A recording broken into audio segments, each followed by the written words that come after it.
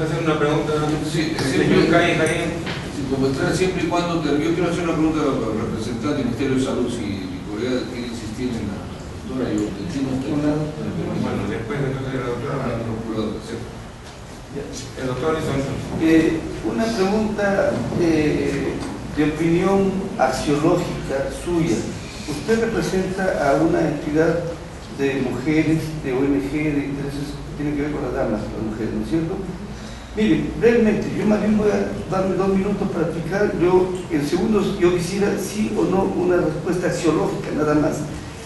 En los predios de la teoría de los derechos humanos existe unas vigas teóricas que es los límites y el contenido esencial de los derechos humanos. La vida es el núcleo duro, presupuesto ontológico para el ejercicio de los restantes derechos fundamentales. Esto es ya un axioma, ¿no? Pero la vida se ve relativizada, el derecho a la vida, y por lo tanto hay límites también al derecho a la vida, fíjense. Y hay 2 grandes rubros: excepciones legales permitidas y excepciones prohibidas, pero que de facto existen.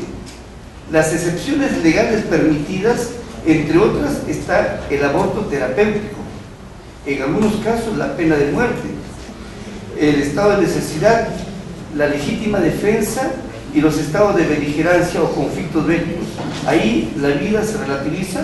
En un enfrentamiento de una guerra, la muerte pues se ve relativizada porque hay conflicto, ¿no? El estado del embarazo de una mujer que puede morir si es que sigue creciendo el feto, etcétera, etcétera. Pero en la otra orilla están las excepciones prohibidas, legalmente están prohibidas, pero que de facto existen. Y ahí está, entre otras tipologías, el aborto, ya no terapéutico, sino las otras tipologías: eugenésico, sentimental o ético, y el aborto sociológico. Y aparte existen las figuras también del duelo, que antes románticamente existía, ¿no? El suicidio, la eutanasia. Hace tiempo, hace como 15 años, escribí yo el derecho a la muerte que tiene una persona. Los estados dramáticos de terrorismo de Estado, como son las situaciones de desapariciones forzadas o involuntarias. España, en algún momento, al hilo de una sentencia del Tribunal Constitucional Español, despenalizó el aborto sociológico también. Y luego ya la política criminal, que conceptualmente la reacción estatal que tiene el Estado frente a ciertas olas criminógenas, despenaliza el aborto, lo legaliza.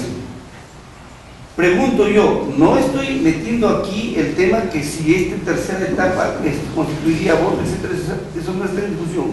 Desde el punto de vista de esta ONG o del grupo que usted representa, la opinión, por ejemplo, de una abogada militante proactiva en esto, su posición respecto a una posible despenalización del aborto, ¿su opinión es para que se legalizaría? Sí. A ver, mi opinión fundamental. Breve nomás, niña, breve nada más. Gracias por decirme, niña. Breve, porque estamos con el tiempo y estamos con ¿sí o no? Personalmente considero que existen fundamentos jurídicos como para mínimamente discutir el tema de la despenalización o legalización del aborto. No más. Gracias, señor presidente. doctora, doctora, le va a hacer una pregunta. Sí, le va a hacer una pregunta el señor Landa, César Landa. Bueno, hemos escuchado largamente los argumentos y quería formar unas preguntas en torno a su opinión, que nos ayude a interpretar mejor esta causa. Claro, el hecho biológico de la vida es un tema científico y es un continuo, ¿no? Desde la aparición hasta la muerte del ser humano. Y el derecho se encarga de la regulación jurídica de estas etapas, tanto cuando hay muerte, cuando hay vida. Y se ha señalado que el grado de regulación jurídica se hace de menos a más, de que el artículo primero del Código Civil, el 2.1 de nuestra Constitución, otorga derechos al concebido en todo lo que favorezca y no lo considera propiamente como personas, como tampoco el Código Civil, ¿no? Se dice que si no le da otro tratamiento, ¿no? Entonces, eso significaría su juicio de que digamos, estas pastillas anticonceptivas, ¿no? Como usted señala, ¿no? Si tuvieran un tercer efecto, ¿no? La hipótesis, ¿no? estuvieran afectando la pareja endométrica, pidiendo la anidación, ¿estaría eso dentro del marco de lo que supone una de menor a mayor protección del derecho a la vida? Porque si hay una protección de menos a más, es decir,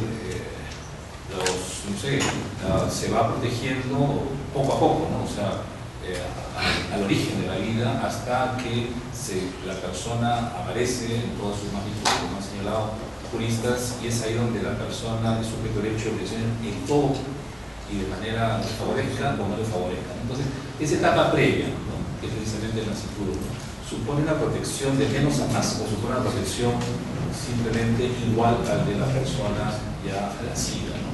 Y si cómo incidirían los métodos anticonceptivos, y en particular este hipotético tercer efecto, ¿no?, que se está discutiendo acá sobre la posibilidad de que no anide, ¿no?, el huevo, sino más bien que impida la anidación, ¿no? No sé si explica todo bien la pregunta, en todo caso pasar a responder de forma que, o sea, efectivamente no hay duda del reconocimiento de derechos al concebido, desde protección del 79, del 91, más bien ya derechos concretos, ¿no? Desde la fecundación, desde la concepción. Se señala el tema del concebido. Existe una discusión no resuelta, se intenta un poco en la sentencia de segunda instancia de este proceso resolverla acerca de cuál es el concepto de concebido. Si concebido significa óvulo fecundado o si concebido significa óvulo fecundado anidado, Para ¿no? ustedes, ¿cuál es la solución? Bueno, desde nuestro punto de vista, bueno, lo que pasa es que nosotros, al igual que en todo, como es algo también científico, ¿ya?, y la determinación científica de cuándo está prohibido el aborto, se dice el aborto está sancionado, es la terminación del embarazo, hace una referencia al embarazo directamente, y el embarazo, según la Organización Mundial de la Salud, está vinculado al óvulo fecundado anidado. Pero justamente, como no queremos entrar en esa discusión, porque no hay una norma que lo diga, no hay una, salvo la sentencia anterior, Pero el Código Penal, cuando exonera el aborto terapéutico, eso supondría que ya hay un embarazo. O sea, sí, que habría el un aborto óvulo terapéutico anidado. hay un óvulo anidado que está creciendo. Sí, el aborto terapéutico tiene que ver con priorizar, pese a reconocer que existe un óvulo fecundado y que está anidado, ya hay un embrión, se prioriza la vida y la salud de la mujer. Y lo segundo, usted habló de la CEDAW, ¿no?, que establece una política anticonceptiva, ¿no? Y la CEDAW, dentro de esa política de supervisión, contempla también el aborto a nivel de esta plataforma, esta declaración internacional. Es decir, como políticas anticonceptivas a ver, o de creo que hay un población. consenso en general en los comités de derechos humanos en general, o sea, no solamente comités de derechos humanos, en el sentido de que el aborto no es un método anticonceptivo. O sea, hay una diferencia concreta con claridad.